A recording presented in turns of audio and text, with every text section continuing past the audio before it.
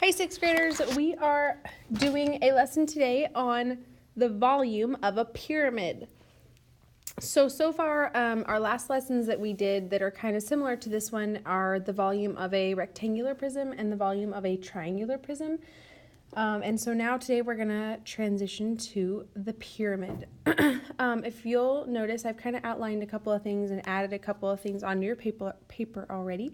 So first off, in the middle of our page right now, we can see where it has our formula for a volume. Now this is how you would see it like in the key on a STAR test or something. It would say 1/3 big B for base area times height.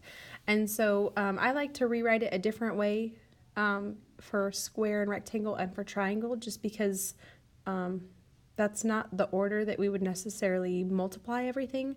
So I'm going to go ahead and break it down for you so it's a little bit easier than that. So let's look over here at the square and rectangle pyramid that they have over on the left.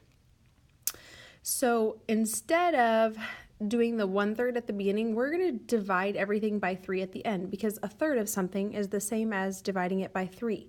So you'll notice here, instead of writing the big B like it does over there, I rewrote that as base times height, because we know in order to find the area of a rectangle or square, it's like length times width, which we also called base times height.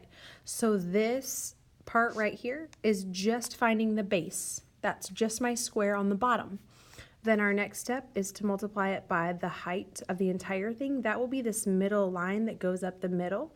That's how they'll give us the height, because remember, we never ever use diagonal, so it's that straight line up the middle. And then the very last step at the end is you're going to then do the dividing it by 3.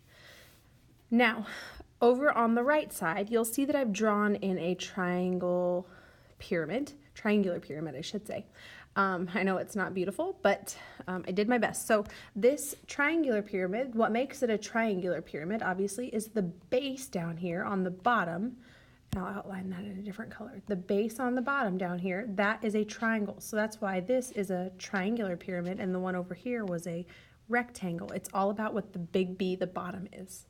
So now on this one, our big B changes. It's not just base times height, because we know for a triangle, it's base times height divided by 2, or half of base times height. So this piece in parentheses where I find the big B, that's the only thing that's different between a triangular and rectangular or square pyramid, because our base is different. So we would have to do our base times height divided by 2, or in other words, a half of that, and that's just finding the bottom triangle. Then we multiply it by the height, which again, in the triangular pyramid, just like the rectangular, it's going to go up the middle right here, straight up and down, and they'll give you that measurement. And then the last step is to divide by 3. Now I know it seems like a lot of steps, but when you write this formula and have this with you, it's just as simple as plugging in the information that they give us and then following the steps. So that's kind of why we rewrite it instead of using this one up here, the first one in the middle. That one's a little complicated because you're like, what do I need to plug in? So now we have these two that are going to make it a little bit simpler for us. It seems more complicated, but it'll be okay. So now we're going to look down here at one of each. So you'll see here they give us a square pyramid, they give us a rectangular pyramid, and they give us a triangular pyramid. So they give us at least one example of each, which is really nice. So the cool thing about these 3 examples that they give you is that they've already kind of broken it down and shown you how to plug everything in. So our first one is a square pyramid, because the bottom is a square. It tells you that it's 8 by 8, meaning that the length and the width are the same. So on this one, they first write it as the 1/3 base times height, but then they start plugging everything in kind of like we did. So they say first they're going to plug in their base area, which is 8 times 8. So that gets them 64. Then they multiply that times the height that they give you right here in the middle, which gets us 640. So now we've done everything except divide it by 3. So your last step then would just be to do 640 divided by 3. And we'd obviously have to do it like cowboy and the horse. So I kind of took up all my room. 640. And then we have the 3. 3 goes into 6 2 times.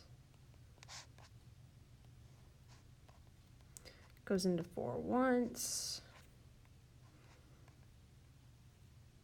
3 times. And then it's going to keep going because it's a repeating number, and it's going to keep being 0.333 because we're going to get 10 over again. So this answer would be 213.3 repeating, or 213 1/3, because we know that 3 repeating is the same thing as 1/3. So first they find the area of the big B, or the base, multiply it by the height, which is that line up the middle, and then the last step is to divide by 3. So now our next one over here is going to be the same thing, but it's a rectangle on the bottom, but that's okay. It doesn't change our steps. So they start by giving you the 1/3 big B times H, and then they say, okay, we are going to now start plugging in our numbers. So the first thing that they do is they plug in the length and the width of the bottom, or the base and the height, I guess we should call it. So they plug in the 4 and the 6 in order to get our rectangle base. So that's what they're doing right here, is the 4 and the 6 just to get the base. So that's going to give us 24, and we still have to multiply it by the height, and we still have to divide it by 3. So now if we did 24 times 8, we would get 192, which then we still have to divide by 3. And when we go ahead and do our cowboy and the horse, for that, 192 divided by 3, let's see. 3 times 6 is 18. 4 is 12. So now we get that our volume for this one is going to be 64 centimeters. That was our measurement, and cubed. And I forgot to add that over here too. It was also centimeters, and it's volume, so it's cubed. And then our last one here that we need to do all together is a triangular one. So again, we notice at the bottom, that's what makes it a triangular pyramid, is we're looking for the triangle first. That makes our big B way different. So again, they start with our regular formula. They go ahead, and this is plugging in for the triangle. So they took 5 and 3, which is the base and the height, and they had to find half of that. So 3 times 5 gets me 15, and I still have to divide that by 2. So that gets me 7.5. 7.5, I still have to multiply it by the height, and I still have to divide by 3. So now I'm going to have to do 7.5 times 8. Well, don't worry about the decimal until the end. 8 times 5 is 40. 7 times 8 is 56 plus 4, 600. And then I add my decimal back in. I have 1 hop here. So now I get 60.